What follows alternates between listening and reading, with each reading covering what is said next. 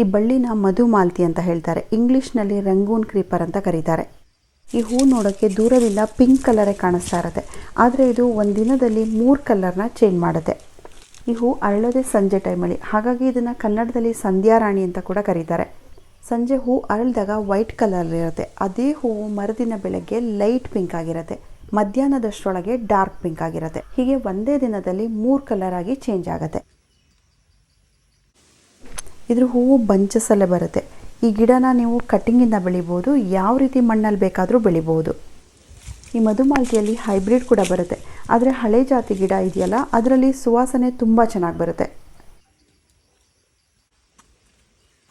ಇದರಲ್ಲಿ ಮಾರ್ಚಿಂದ ಹೂ ಬರೋಕ್ಕೆ ಶುರುವಾಗುತ್ತೆ. ಸಮ್ಮರಲ್ಲಿ ಎಷ್ಟೇ ಬಿಸಿಲು ಜಾಸ್ತಿ ಇದ್ದರೂ ಕೂಡ ಹೂ ಚೆನ್ನಾಗೇ ಬರ್ತಾ ಇರುತ್ತೆ.